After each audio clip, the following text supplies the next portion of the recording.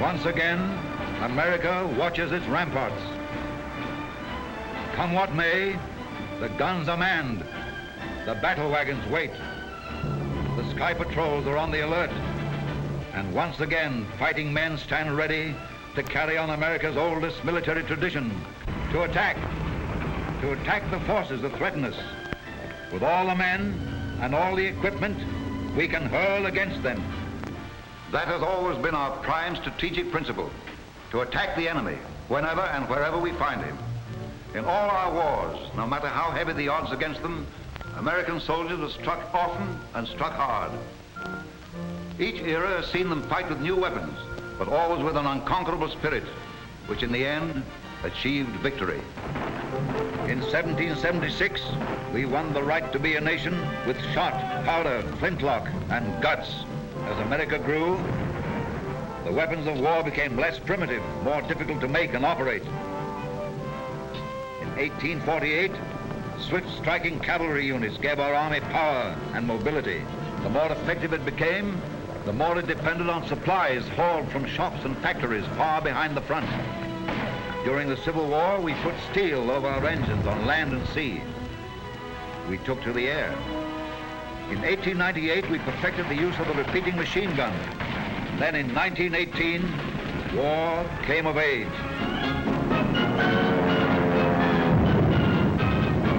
Today, the American soldier is part of a vast, complex organization composed of many arms.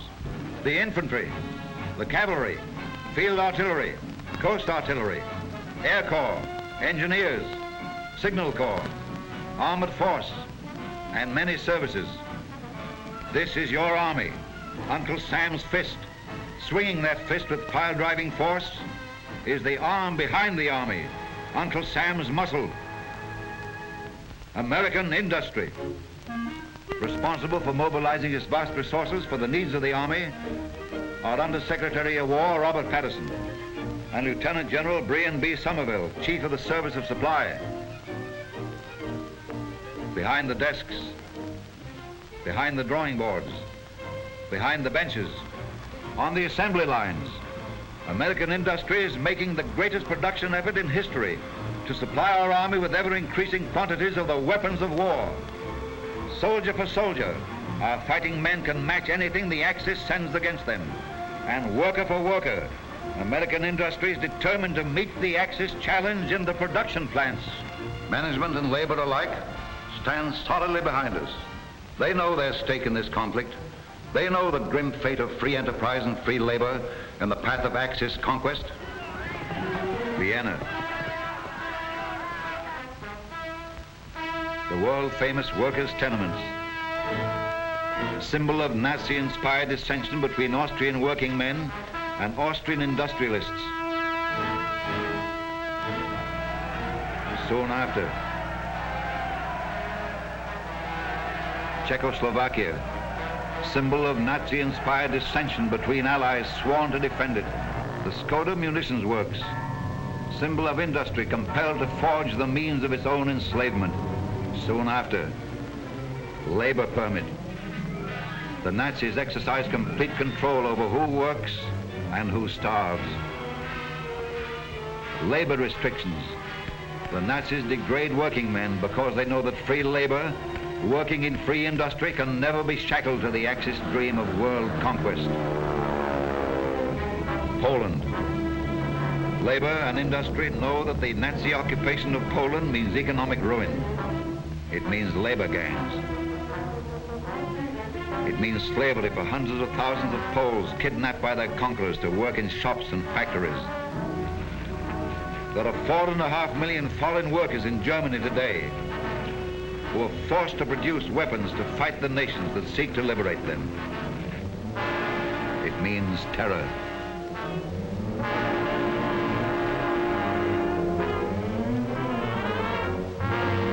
Starvation. Justice. Nazi justice. Holland.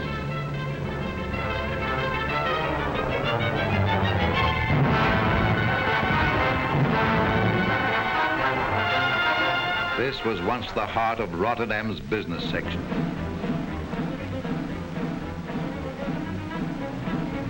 France.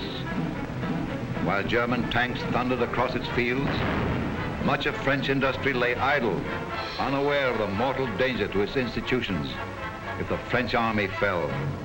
The railroad car at Compiègne. Negotiations for surrender. Negotiations which might never have taken place if France had been united and prepared. Now French industry works for the Axis.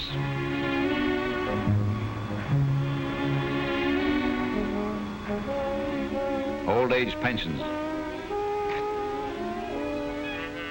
group insurance, workmen's compensation, all the benefits that labor has won in every decent, highly industrialized nation.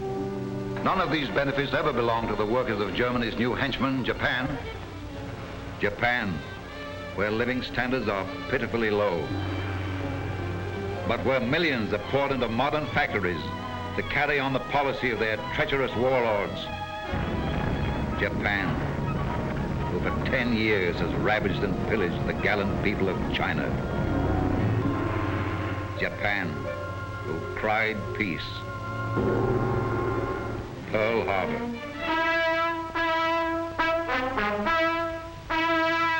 The brunt of the cowardly blow struck at Pearl Harbor was borne by the Army and Navy.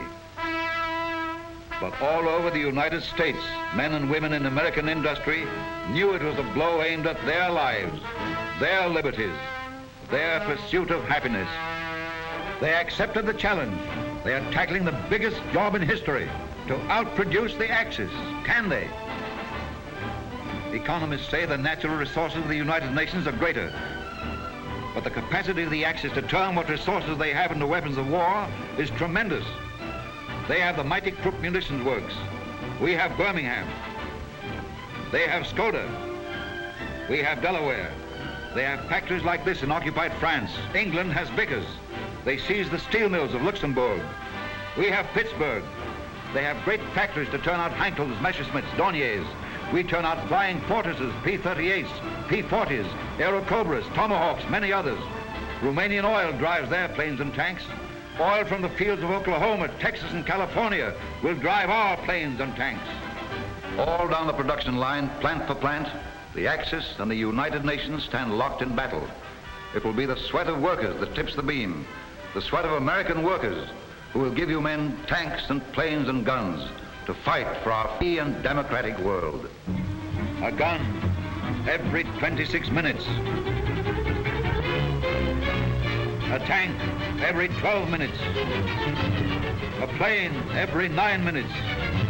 Competing against men who often work at the point of a gun, who must produce or else. Free American industry has pledged itself to deliver those tanks and planes and guns on time, ahead of time.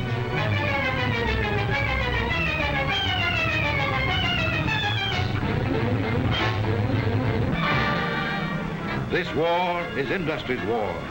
It is labor's war. They realize that defeat means the unconditional and permanent surrender of all they are or hope to be. No sacrifice now will be too great for them, because sacrifice now will ensure final victory, ours and theirs. When we win, they win. A telegram from the Army, a message from the fight to the factory. 7 dive bombers escorted by fighter planes swarmed down an enemy fleet and seriously damaged Jap cruiser. Credit for this operation must be shared by you men and women who made these planes.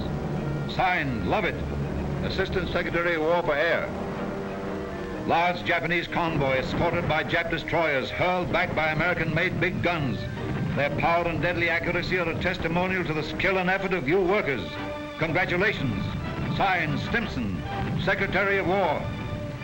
Performance of American 28-ton tanks enthusiastically cheered by our allies. Keep up the good work. Signed, Patterson, Under Secretary of War. Wherever American soldiers fight, the arm behind the army fights with them.